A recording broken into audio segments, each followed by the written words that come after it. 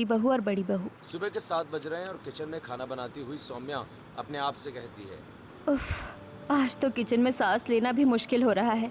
इतनी ज्यादा गर्मी है कि लग रहा है जैसे आग बरस रही हो। तभी रसोई के दरवाजे पर माला आती है और सौम्या से कहती है, सौम्या बेटा, नाश्ता और खाना तैयार हो गया कि नहीं? जल्दी से टेबल पर लगा दे, सबको भूख लग रही होगी। हाँ माँ जी, बस सब कुछ तैयार ही है। आप बस 5 मिनट रुकिए, मैं सब कुछ डाइनिंग टेबल पर लगा देती हूँ। माला चली जाती है और सौम्या फिर से काम में जुट जाती है। तभी उसकी दोनों बेटियां सुमन और किरण स्कूल की यूनिफॉर्म पहनकर दौड़ती हुई किचन में आती हैं और कहती हैं, माँ, आज आपने हमारे टिफिन के लिए सैंडविच बनाया है ना? कल आपने वादा किया था कि आज सैंडविच ही देंगी। ओह माँ, मुझे और दीदी को स्कूल में सैंडविच ही ले जाना है। जल्दी से पैक कर दीजिए वरना बस छूट जाएगी। हाँ मेरे बच्चों, मैंने तुम दोनों के लिए सैंडविच बना दिया है और बैग में भी रख दिए हैं। अब तुम लोग बाहर बैठो, मैं नाश्ता ला रही हूँ। सुमन और किरण खुशी खुशी बाहर चली जाती हैं। थोड़ी देर के बाद सौम्या सभी के लिए नाश्ता लगा देती है। देवर जी, आपके लिए एकदम गरम गरम आलू के पराठे। थैंक यू सो मच भाभी, आप मेरी पसंद का कितना ख्याल रखती हो। और बेटा, मेरे लिए तुमने ओट्स बना दिए है ना? डॉक्टर ने मुझे हल्का नाश्ता करने को कहा है। हाँ पिताजी, आपके लिए मैंने बिना चीनी और बहुत सारी सब्जियों वाले ओट्स बनाए हैं। ये लीजिए आपका नाश्ता। सौम्या एक एक करके सबको खाना परोसना शुरू करती है। वो पहले महेंद्र को देती है, फिर राजेश को और फिर राकेश को और फिर अपनी सास और दोनों बेटियों को। सभी नाश्ता करने लगते हैं। नाश्ता करके राजेश कहता है, अरे सौम्या, मेरी काली वाली घड़ी नहीं मिल रही है, ज़रा ढूंढ दो। मुझे पता था राजेश कि आपको सामने रखी चीज़ें भी नहीं दिखेंगी। मैंने वो घड़ी पहले ही ढूंढकर ड्रेसिंग टेबल पर रख दी है। नाश्ता खत्म होने के बाद सबके सब अपने अपने काम पर चले जाते हैं। सौम्या ढेर सारे कपड़े धोती है, फिर उन्हें लेकर वो छत पर फैलाने के लिए जाती है। तभी बगल वाली छत पर रीना और मीना भी कपड़े फैलाते नजर आती हैं। सौम्या उन्हें हंस कर काम करते देखकर कहती है, अरे रीना और मीना, क्या बात है भाई? आज तो तुम दोनों देवरानी जेठानी के बीच बहुत बातें हो रही है। अरे सौम्या दीदी, हम दोनों साथ में कपड़े धोते हैं, सुखाते हैं और हंसी मजाक करते हैं। इससे काम का बोझ नहीं लगता और समय कट जाता है। हाँ सौम्या, मेरी देवरानी मुझे इतना सपोर्ट करती है कि मुझे घर का काम कभी काम लगता ही नहीं है। ये तो बहुत अच्छी बात है। तुम दोनों का तालमेल देखकर बहुत खुशी होती है। पर तुम आजकल बाहर बिल्कुल नहीं दिखती, क्या बात है? बहुत ज्यादा व्यस्त रहने लगी हो। क्या बताऊं रीना, घर का इतना सारा काम होता है कि मुझे बाहर कदम रखने का भी मौका नहीं मिलता। थोड़ी देर के बाद सौम्या कपड़े सुखाकर नीचे आती है और अपने कमरे में जाकर आराम करती है। शाम को वो सब्जी लेने बाजार जाती है। वहाँ फिर से उसे रीना और मीना मिल जाती हैं। रीना और मीना सौम्या से बातें करने लगते हैं। अरे सौम्या, आप भी सब्जी लेने आई है? हम दोनों मशरूम ढूंढ रहे थे पर आज कहीं मिल ही नहीं रहा। दरअसल मेरी जेठानी जी को आज मशरूम खाने का मन था, इसलिए हम दोनों बाजार के चक्कर काट रहे हैं। मेरी देवरानी मेरा बहुत ख्याल रखती है और मैं भी कभी इसे अकेले काम नहीं करने देती। आप भी तो सारे दिन अकेले काम में लगी रहती हो। मेरी मानो तो आप भी जल्दी से एक देवरानी ले आइए, आपको भी आराम मिलेगा। हाँ, मैं भी यही सोच रही हूँ। अकेले काम करते करते अब थकान होने लगी है। काश कोई मदद करने वाला आ जाए तो मेरे भी हाथ बढ़ जाए कामों में। तभी सौम्या का फोन बजता है। उसकी सास का फोन है। वो तुरंत फोन उठाती है। तब माला कहती है, सौम्या कहाँ है? तू जल्दी घर आ, बहुत जरूरी काम है। पंडित जी घर आए हुए हैं। जी माँ जी। सौम्या जल्दी से घर पहुंचती है। हॉल में पंडित जी सोफे पर बैठे हैं और उनके सामने कई सारी फोटोज फैली हुई हैं। माला सौम्या से कहती है, देख बहू, पंडित जी ये फोटो लाए हैं। ये लड़की हमारे राकेश के लिए बहुत अच्छी रहेगी। इसका नाम सेजल है। लड़की तो बहुत सुंदर है माँ जी। लड़की पढ़ी लिखी और संस्कारी लग रही है। पंडित जी, परिवार कैसा है इनका? भाई, परिवार बहुत अच्छा है बेटी। लड़की खिलौती है और बहुत लाड प्यार में पली है। कल का दिन शुभ है, आप लोग जाकर देख आइए। अगले दिन पूरा परिवार सेजल को देखने उसके घर जाता है। सेजल एक सुंदर नीले रंग का सूट पहनकर हाथ में चाय की ट्रे लेकर आती है। उसे देखकर माला कहती है, सेजल बेटा, अपने बारे में कुछ बताओ। तुम्हें घर के काम और खाना बनाना तो पसंद है ना? जी आंटी, मैं पढ़ाई कर रही थी तो मुझे बहुत ज्यादा खाना बनाना तो नहीं आता, लेकिन मैं सब सीख लूंगी। बहुत अच्छी बात है बेटा, हमें तुम्हारी सादगी बहुत पसंद आई। राकेश, तुम्हें कुछ पूछना है? अरे नहीं पिताजी, मुझे रिश्ता मंजूर है। सेजल बहुत प्यारी है। इस तरह राकेश और सेजल का रिश्ता पक्का हो जाता है और 2 महीने के अंदर शादी की तारीख निकल आती है।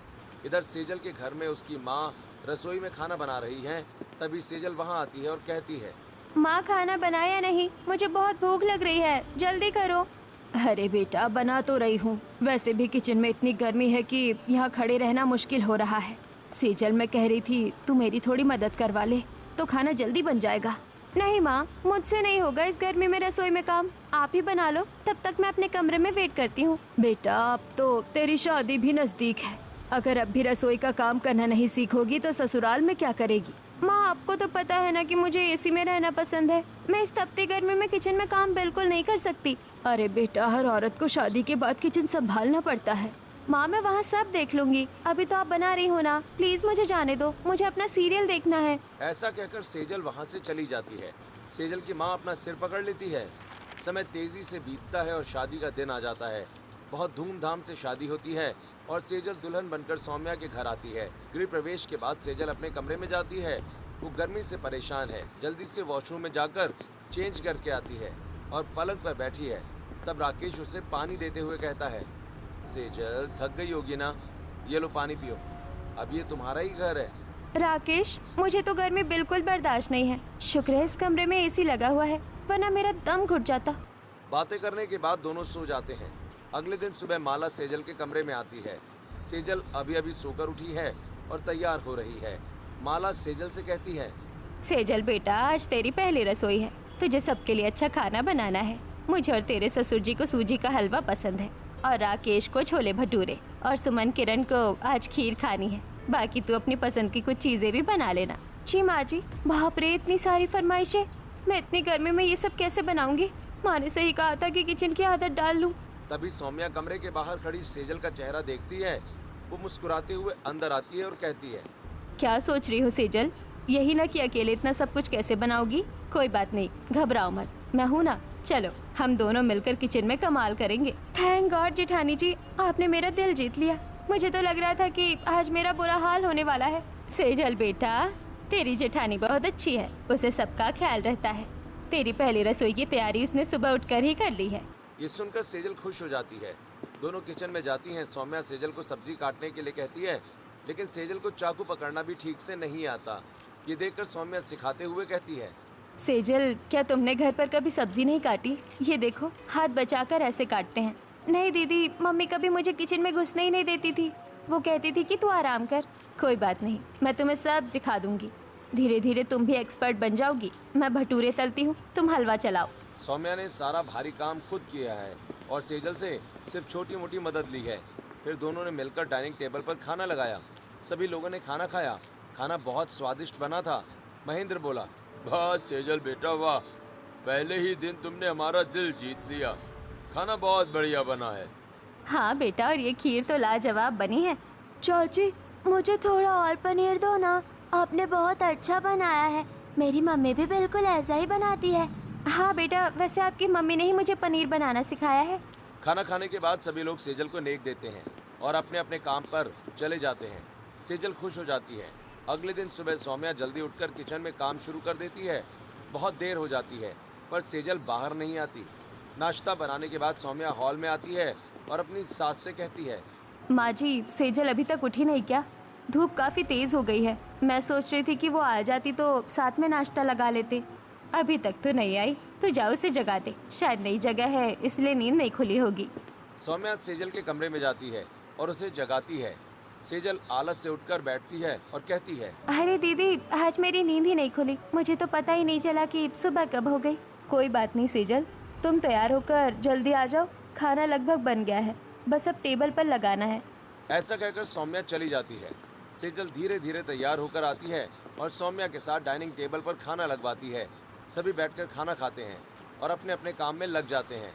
ऐसे ही दिन बीत रहे होते हैं। सौम्या सेजल के आने के बाद भी घर की सारी जिम्मेदारियां निभा रही थी, साथ ही वो सेजल को काम करना भी सिखा रही थी। एक दिन सौम्या किचन में खाना बनाते हुए सेजल से कहती है, सेजल आज सब्जी तुम बना लो, तब तक मैं बाकी का काम कर लेती हूँ। ठीक है दीदी। अब सेजल सब्जी बनाती है। फिर दोनों बहुएं मिलकर सभी को खाना लगाती हैं। खाना खाकर महेंद्र कहता है, सौम्या बेटा आज सब्जी में नमक थोड़ा कम है क्या? नहीं पिताजी, आज सब्जी सेजल ने बनाई है, शायद उसे अंदाज़ा नहीं रहा होगा, मैं अभी ठीक कर देती हूँ। सेजल बेटा कोई बात नहीं, कल से तू ध्यान रखना, सौम्या तुझे सब बता देगी। समय बीतने लगता है। सौम्या घर का सारा काम खुद करती है और सेजल सिर्फ नाम के लिए किचन में आती है। एक दिन माला सेजल से कहती है, सेजल बेटा, आज तुम पूरा खाना बनाकर खिलाओ, सौम्या को थोड़ा आराम करने दो। फिर से वही मुसीबत, अब मैं क्या बहाना बनाऊं? दीदी तो बैठी रहेगी और मैं किचन में जलती रहूंगी। सेजल को परेशान देखकर सौम्या कहती है, चिंता मत करो सेजल, मैं तुम्हारे पास ही खड़ी रहूंगी और तुम्हें बताती रहूंगी। चलो आज पूड़ियाँ बनाते हैं। दोनों किचन में जाती हैं। सौम्या उसे तेल गरम करना, पूड़ियाँ बेलना और दाल में तड़का लगाना सिखाती है और मन ही मन सोचती है, अच्छा है सेजल काम सीख जाएगी तो मुझे भी कल से थोड़ा आराम मिलेगा। लेकिन तभी सेजल मन ही मन सोचती है, हे भगवान, इतनी गर्मी में काम करना तो किसी बहुत बड़ी सजा जैसा है। मुझे कुछ भी करके कुछ ऐसा करना होगा कि मेरी जेठानी काम करे और मुझे काम ना करना पड़े।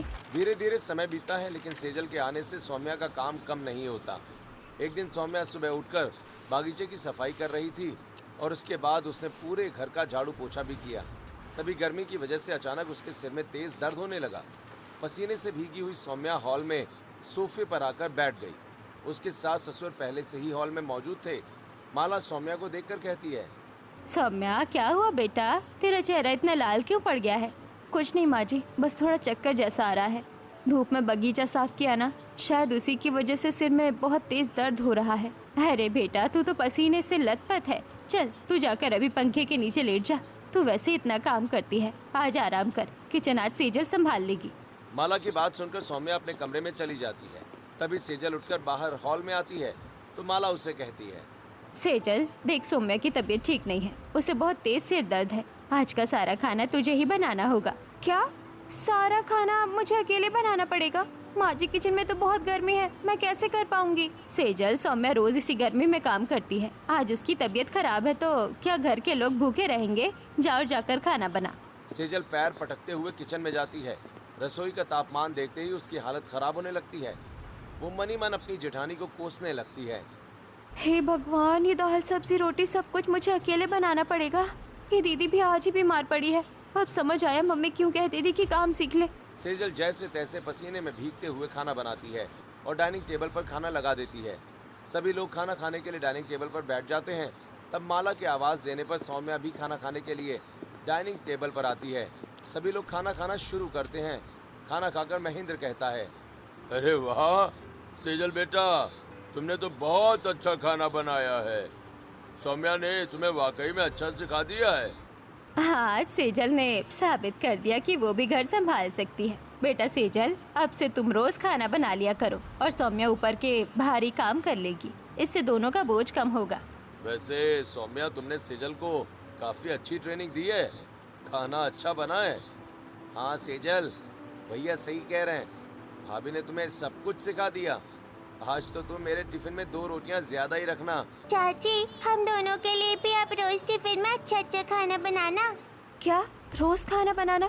नहीं नहीं, ये तो मेरे लिए सजा जैसा है। मुझे कुछ तो ऐसा करना पड़ेगा कि सब कहे कि सेजल से काम नहीं होगा। अगले दिन सुबह सेजल अपना सिर पकड़कर हॉल में आती है और अपनी सास से कहती है, आह माँ जी, मेरा सिर फटा जा रहा है। मुझे लगता है कल की गर्मी की वजह से मुझे भी लू लग गई है। हाँ बेटा, गर्मी बहुत है, हो सकता है तुझे लू लग गई हो। अपने कमरे में जाकर आराम कर ले। तभी सौम्या वहाँ आती है और ये सब सुनकर कहती है, अरे सेजल, क्या हुआ? तुम्हारे सर में दर्द है, तुम जाकर आराम करो, मैं देख लूंगी सब। सेजल अपना सिर पकड़कर अपने कमरे में जाकर लेट जाती है और सौम्या किचन में जाकर खाना बनाने लगती है। खाना बनाते हुए सौम्या मन ही मन सोचती है, बेचारी सेजल के सर में दर्द है, ऐसा करती हूँ कि उसे थोड़ा फ्रूट जूस दे देती हूँ, उसे अच्छा लगेगा। यही सोचकर सौम्या फ्रूट जूस बनाती है और उसे लेकर सेजल के कमरे में जाती है तो देखती है कि सेजल तेज आवाज़ में मोबाइल पर गाने सुन रही है। ये देखकर सौम्या कहती है, सेजल, तुम्हारा तो सिर दुख रहा था, फिर ये इतना तेज गाना क्यों चल रहा है? वो दीदी, मैंने बाम लगा लिया था ना तो थोड़ा ठीक लगा। म्यूजिक से मेरा मन बहल जाता है। अच्छा ठीक है, ये जूस पी लो और आराम करो। ऐसा कहकर सौम्या सेजल को जूस दे देती है और चली जाती है। अगले दिन सौम्या माला से कहती है, माँ जी चलिए मॉल चलते हैं, घर का काफ़ी सारा सामान लाना है। हाँ बेटा, वैसे सेजल को भी ले लेती। सेजल बता रही थी राकेश का फ़ोन आया था कि वो थोड़ा जल्दी आएगा, इसीलिए उसे रहने देते हैं। ठीक है बहू, चलो हम दोनों चलते हैं, शॉपिंग भी हो जाएगी और थोड़ा बाहर की हवा भी लग जाएगी। सौम्या और माला दोनों मॉल जाते हैं और वहाँ से सौम्या अलग अलग तरह के मसाले, दाल, तेल और घर की बाकी चीज़ें खरीदती है। तभी राकेश का फ़ोन माला के पास आता है। वो माला से कहता है, माँ आप जल्दी घर आ जाओ, सेजल के हाथों में बहुत दर्द हो रहा है और आते आते दर्द की दवा भी लेते आना। क्या सेजल के हाथ में बहुत दर्द है? पर अभी तो वो ठीक थी। ठीक है, हम अभी सामान लेकर वापस आते हैं। माला फ़ोन रखकर सौम्या को सारी बातें बताती है। माला और सौम्या दोनों सेजल के लिए दर्द की दवा लेती हैं और घर के लिए निकल जाती हैं। सौम्या और माला घर पहुंचती हैं तो देखती हैं कि सेजल अपना दाहिना हाथ पकड़कर बैठी है। वो माला से कहती है, माँ जी पता नहीं अचानक क्या हुआ, मेरा ये सीधा हाथ बिल्कुल नहीं उठ रहा, बहुत तेज खिंचाव हो रहा है। कोई बात नहीं सेजल, ये लो दवा, इसे खा लो, आराम करो, मैं खाना बना लेती हूँ। चाची मैं दवाई खाने के लिए पानी लेकर आती हूँ। नहीं किरण, पानी मेरे कमरे में रखा है, मैं खा लूँगी। हाँ बहू, तुम अपने कमरे में जाकर आराम करो। आज सारा काम सौम्या बहू देख लेगी। हमारी सौम्या बहू तो हमेशा से ही सब कुछ संभालती आई है, इस घर की जिम्मेदारी उसी पर तो है। जाओ बेटा तुम कमरे में जाओ, और राकेश तू भी जाओ, उसका ख्याल रख। और सौम्या तुम जल्दी से खाना बना लो, बहुत भूख लग रही है। अब सेजल अपने कमरे में चली जाती है और सौम्या रसोई में जाकर खाना बनाने लगती है और सभी के लिए डाइनिंग टेबल पर खाना परोसती है। सेजल भी खाना खाने बैठती है। तभी पनीर के कटोरे को देखकर सेजल उसे दाहिने हाथ से उठाते हुए कहती है, भाभी पनीर से बहुत अच्छी खुशबू आ रही है, लगता है आपने बहुत ही टेस्टी पनीर की सब्जी बनाई है। ऐसा कहकर सेजल अपनी प्लेट में सब्जी निकालने लगती है। तब सौम्या हैरान होकर सेजल से कहती है, अरे सेजल, तुम्हारे ये हाथ तो अभी उठ ही नहीं रहा था, इतनी जल्दी ठीक कैसे हो गया? वो दीदी, वो आपने जो दवा दी थी ना, उसका असर है। सौम्या को अब शक होने लगा था कि सेजल जानबूझकर बहाने बना रही है। सभी लोग खाना खा लेते हैं और अपने कमरे में जाकर आराम करते हैं। अगले दिन शाम को सुमन और किरण सौम्या के पास आती हैं और कहती हैं, माँ कल हमारा स्कूल में टेस्ट है, प्लीज़ हमें थोड़ा पढ़ा दीजिए, हमें कुछ समझ नहीं आ रहा। हाँ सौम्या, बच्चों की पढ़ाई बड़ी ज़रूरी है, तुम इन्हें पढ़ाओ और आज सेजल खाना देख लेगी। हाँ बेटा सेजल, तू आज खाना बना ले और ससुर जी के लिए खीर ज़रूर बनाना, उनका बहुत मन है। खीर? इस गर्मी में घंटों दूध उबालना पड़ेगा, अब क्या करूँ? अब सेजल किचन में जाती है, खाना बनाना शुरू करती है। वो आटा गूंथ रही होती है कि तभी सौम्या बच्चों को पढ़ाने के बाद किचन में आती है और कहती है, लाओ सेजल, मैं रोटियां बेल देती हूँ, तुम बस सेक लो, जल्दी काम खत्म हो जाएगा। ठीक है दीदी। जैसे ही सौम्या रोटी बेलकर तवे पर डालती है, सेजल जानबूझकर अपनी उंगली तवे के पास ले जाती है और जोर से चिल्लाती है, मेरी उंगली जल गई, बहुत जोर से जलन हो रही है, अब मुझसे काम नहीं होगा। अरे सेजल, ध्यान से काम करना चाहिए, ऐसा करो तुम जाकर बर्फ लगाओ, मैं कर लूँगी। सेजल फिर से बर्फ निकालकर उंगली पर लगाते हुए बाहर चली जाती है और सौम्या रोटियां बनाने लगती है। थोड़ी देर के बाद महेंद्र बाहर से लौटता है और अपने साथ 2 लट्टू लेकर आता है। वो किरण और सुमन को लट्टू देते हुए कहता है, सुमन, किरण, देखो दादाजी तुम्हारे लिए क्या लाए हैं, चलो आओ लट्टू नचाते हैं। बच्चे लट्टू नचाने लगते हैं। तभी सेजल अपने कमरे से बाहर आती है और दोनों को लट्टू नचाता देखकर कहती है, अरे वाह लड्डू, देखो मैं इस लड्डू को अपनी उंगली पर नचा सकती हूँ। क्या चाची आप सच कह रही हैं? आप लड्डू को उंगली पर नचा सकती हैं? चाची हमें नचा कर दिखाओ ना, एक उंगली पर लड्डू। सेजल उसी उंगली पर लट्टू नचाने लगती है जिसे उसने अभी अभी जला हुआ बताया था। तभी सौम्या वहाँ आ जाती है और सेजल को उंगली पर लट्टू नचाता देख कहती है, अरे सेजल, अभी तो तुम्हारी ये उंगली जली थी और अब तुम इस पर लड्डू नचा रही हो। अरे दीदी, मैंने बर्फ लगा लिया था ना तो ठीक हो गई। अच्छा, तो उंगली लड्डू नचाने के लिए ठीक है पर रोटी सेकने के लिए जली हुई है। इसका मतलब है कि मेरा शक सही है और सेजल जानबूझकर काम से बचने के लिए ये नाटक करती है। अब बहुत हुआ, इसे सबक सिखाना ही पड़ेगा। अगले दिन सुबह सौम्या सेजल के कमरे में आकर उससे कहती है, सेजल, मैं घर की साफ सफाई करने जा रही हूँ, तुम किचन में जाकर खाना बना लो। दीदी मेरी तबीयत थोड़ी ठीक नहीं लग रही है, क्या मैं आज आराम कर लूँ? नहीं सेजल, तबीयत ठीक हो या ना हो, आज खाना तुम्हें ही बनाना पड़ेगा, मुझे बहुत काम है।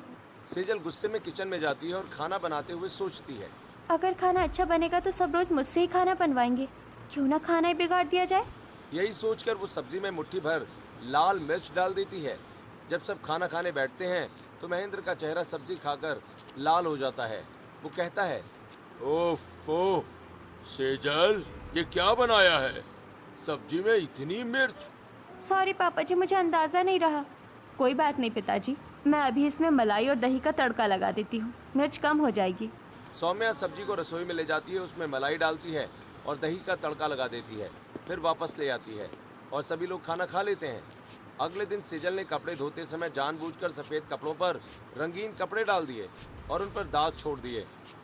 फिर तब राकेश ने पहनने के लिए शर्ट निकाली तो कपड़ों पर लगे कलर को देखकर गुस्सा होते हुए बोला, सेजल, ये मेरी ऑफिस की शर्ट का क्या हाल कर दिया, इस पर नीले दाग लग गए हैं। क्या करूं राकेश, मुझे कपड़े धोना नहीं आता। आवाज़ सुनकर सौम्या कमरे में आती है और राकेश से कहती है, कोई बात नहीं राकेश, तुम मुझे दे दो, मैं इसे फिर से साफ कर दूंगी। ऐसा कहकर सौम्या शर्ट को बाथरूम में ले जाकर उसे फिर से धोकर फैला देती है। अगले दिन सुबह माला सेजल को अपनी साड़ी देते हुए कहती है, सेजल बेटा, जरा मेरी साड़ी प्रेस कर दो, मुझे कहीं जाना है। ऐसा कहकर माला वहाँ से चली जाती है।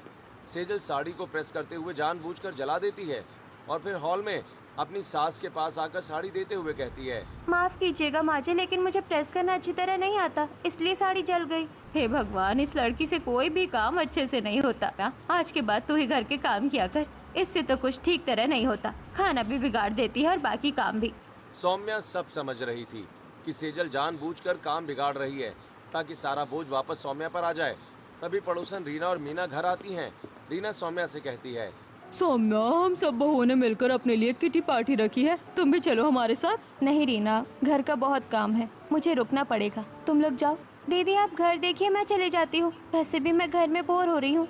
सेजल तैयार होकर पार्टी में चली जाती है और सौम्या घर का सारा काम अकेले करती है। सौम्या को बहुत बुरा लगता है कि उसकी देवरानी इतनी स्वार्थी है। वो मन ही मन सोचती है, अब पानी सिर से ऊपर जा रहा है। सेजल को ये एहसास कराना जरूरी है कि परिवार एक टीम की तरह होता है, बोझ नहीं। शाम को राजेश और राकेश ऑफिस से वापस आ जाते हैं। राकेश सभी लोगों से कहता है, माँ, एक बहुत बड़ी खुशखबरी है। मेरे बॉस जो बहुत बड़े खाने के शौकीन हैं, वो प्रमोशन की बात कर रहे हैं। मैंने उन्हें कल दोपहर के खाने पर बुलाया है। अगर उन्हें खाना पसंद आया तो मेरा प्रमोशन पक्का, समझिए। ये तो बहुत अच्छी खबर है, उनके स्वागत में कमी नहीं रहनी चाहिए। उनके साथ हमारे ऑफिस का बाकी स्टाफ भी आएगा, लगभग 15 लोग हो जाएंगे। सेजल, तुम सबके लिए खाना बना लोगी ना? 15 लोगों का खाना और मैं? हाँ, क्यों नहीं। सेजल बहुत अच्छा खाना बनाती है, मैं मदद करूंगी ना, हम दोनों मिलकर सब संभाल लेंगे। हाँ दीदी, अगर आप साथ हो तो मैं बना लूंगी, वरना 15 लोगों का खाना मेरे बस का नहीं है। सौम्या मन ही मन मुस्कुराती है और अपने आप से कहती है, कल तुम्हें समझ में आएगा सेजल कि अकेले काम करना क्या होता है। अगले दिन सौम्या अपना पेट पकड़कर हॉल में आ जाती है और अपनी सास से कहती है, आहो, उफ, माँ जी मेरा पेट बहुत दुख रहा है, मुझे बहुत तेज चक्कर आ रहे हैं और ऐसा लग रहा है जैसे अभी उल्टी हो जाएगी। अरे सौम्या, तुझे अचानक क्या हो गया? माँ जी, मेरे कमरे का एसी बंद हो गया था, रात भर गर्मी की वजह से सो नहीं पाई और अब पेट में भी बहुत तेज दर्द हो रहा है, मुझसे तो खड़ा भी नहीं हुआ जा रहा। ये सब सुनकर सेजल कहती है, दीदी आप ऐसे कैसे बीमार पड़ सकती हैं? आपने तो कहा था कि आप मेरी मदद करेंगी, अब मैं अकेले 15 लोगों का खाना कैसे बनाऊंगी? क्या करूं सेजल, बीमारी बताकर थोड़ी आती है। माँ जी मुझे माफ करना, पर आज मैं रसोई में कदम भी नहीं रख पाऊंगी। कोई बात नहीं बेटा सौम्या, तू जाकर आराम कर, सेहत पहले है ना। सेजल, अब ये तुम्हारी जिम्मेदारी है, तुम्हें ही खाना बनाना पड़ेगा। हाँ सेजल, हिम्मत करो, मेरे प्रमोशन का सवाल है यार। अगर आज खाना अच्छा नहीं बना तो मेरी इज्जत तो मिट्टी में मिल जाएगी। हे भगवान, ये क्या मुसीबत है, अब मुझे इस तपती गर्मी में अकेले ही मरना पड़ेगा। सेजल भारी मन से रसोई में जाती है। सौम्या चुपके से अपने कमरे में जाकर लेट जाती है। इधर किचन में सेजल खाना बनाना शुरू करती है। तभी सुमन और किरण वहाँ आती हैं और कहती हैं, चाची, माँ ने कहा है कि मेहमानों के आने से पहले आप हमारे लिए गर्मा गर्म वेजिटेबल सूप बना दे, हमें बहुत भूख लगी है। बेटा अभी मुझे इतना सारा खाना बनाना है, सूप बाद में बना दूंगी ना। नहीं चाची, माँ ने कहा था कि आप बहुत अच्छा सूप बनाती हैं, प्लीज बना दीजिए। सेजल चिढ़ते हुए उन दोनों को सूप बनाकर दे देती है। दोनों सूप लेकर वहाँ से चली जाती हैं। तभी सौम्या पेट पकड़कर किचन में आती है और कहती है, सेजल, छोटे बर्तनों में खाना नहीं बनेगा, जाओ स्टोर रूम से वो बड़े भगोने निकाल लाओ और उन्हें अच्छे से मांज लेना। क्या, वो भारी बर्तन? दीदी मेरी कमर टूट जाएगी। अरे तुम तो जवान हो सेजल, थोड़ी मेहनत करोगी तो हाथ पैर खुल जाएंगे। चलो जल्दी करो, समय कम है और काम ज्यादा, मेरे पेट में दर्द है, वरना मैं भी कुछ काम कर लेती। ऐसा कहकर सौम्या वापस अपने कमरे में चली जाती है और सेजल स्टोर रूम से बड़े बर्तन घसीटते हुए लाती है और उन्हें साफ करती है। उसका बुरा हाल हो चुका है। वो सब्जियां काटने बैठती है तो उसे एहसास होता है कि 15 लोगों के लिए सब्जी काटना कितना थका देने वाला काम है। वो बार बार पानी पीने के लिए बैठ जाती है और कहती है, मैं तो गिर ही जाऊंगी, इतनी गर्मी और इतना सारा काम। जेठानी जी कैसे ये सब रोज अकेले कर लेती थी, मैंने तो कभी उनकी मदद भी नहीं की। तभी किचन में माला आती है और कहती है, सेजल जल्दी हाथ चलाओ बेटा, मेहमान आने ही वाले होंगे। ये क्या, अभी तक सिर्फ सब्जियां ही कटी है? माँ जी मैं पूरी कोशिश कर रही हूँ पर बहुत गर्मी लग रही है। माला सेजल को समझाकर वहाँ से चली जाती है और सेजल फिर से काम में लग जाती है।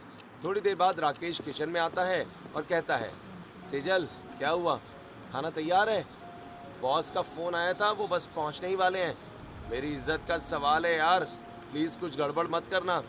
हाँ मैं बस कर ही रही हूँ। राकेश किचन से चला जाता है। सेजल डर के मारे जल्दी जल्दी हाथ चलाने लगती है। तभी सौम्या रसोई के चक्कर काटते हुए आती है। तब सेजल कहती है, दीदी आप आ गई, शुक्र है, मेरी थोड़ी मदद करा दीजिए। नहीं नहीं सेजल, मैं तो बस यहाँ अचार लेने आई थी, मुझे कुछ खट्टा खाने का मन कर रहा है। तुम करो करो, बहुत अच्छा कर रही हो।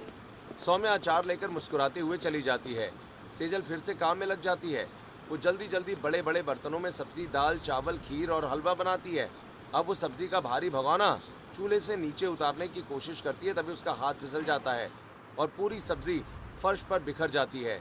सेजल ये देखकर वहीं बैठकर जोर जोर से रोने लगती है। हाय मेरी किस्मत ही खराब है, अब मैं क्या करूँगी, सब खत्म हो गया। रोने की आवाज़ सुनकर पूरा परिवार रसोई में इकट्ठा हो जाता है। सौम्या भी दौड़ कर आती है।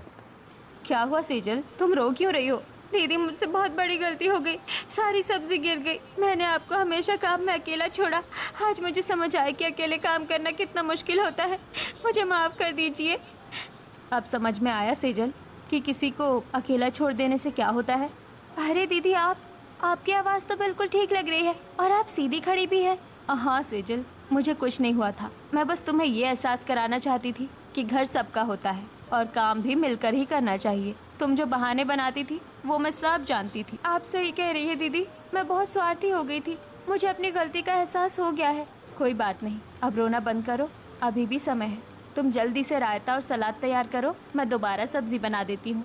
ये सब देखकर घर के सभी लोग बहुत खुश हो जाते हैं। दोनों देवरानी जेठानी मिलकर किचन में फैली हुई सब्जी को साफ करती हैं, फिर बिजली की रफ्तार से काम शुरू करती हैं। सौम्या की फुर्ती और सेजल का नया उत्साह मिलकर जादू कर देते हैं। 1 घंटे में खाना फिर से तैयार हो जाता है। तभी बॉस अपने स्टाफ के साथ घर पहुंच जाते हैं। दोनों बहुएं सभी के लिए खाना परोसती हैं। सब लोग खाना खाते हैं। खाना खाने के बाद सभी हॉल में बैठे हैं। तब बॉस राकेश से कहते हैं, वेल राकेश, तुम्हारी पत्नी ने तो कमाल कर दिया यार, ऐसा खाना मैंने आज तक सच में कभी नहीं खाया। ये लो तुम्हारा प्रमोशन लेटर, तुम इसके हकदार हो। Thank you so much sir, ये सब इन दोनों की मेहनत का नतीजा है। मेहमानों के जाने के बाद पूरा परिवार हॉल में बैठा होता है। सब बहुत खुश हैं। भाई आज मुझे अपनी दोनों बहुओं पर बहुत गर्व है, तुम दोनों ने मिलकर घर की इज्जत बचा ली। पिताजी, अब जब राकेश का प्रमोशन हो गया है तो कल से हम एक काम वाली भी रख लेंगे ताकि घर का काम और आसान हो जाए। बिल्कुल सही कहा, और अब से घर में कोई बहानेबाजी नहीं चलेगी, सब मिलकर प्यार से रहेंगे। दीदी, कल से मैं आपके साथ हर काम में हाथ बटाऊंगी बिना किसी बहाने के। मुझे पता है सेजल, अब हम सिर्फ देवरानी जेठानी नहीं, सगी बहनों की तरह रहेंगे। अगले दिन से घर में एक नई सुबह होती है। मेड काम पर आ जाती है और सौम्या और सेजल मिलकर घर की जिम्मेदारियां हंसते हंसते निभाती हैं। घर में अब गर्मी तो है, पर रिश्तों में वही पुरानी ठंडक और प्यार वापस आ गया है।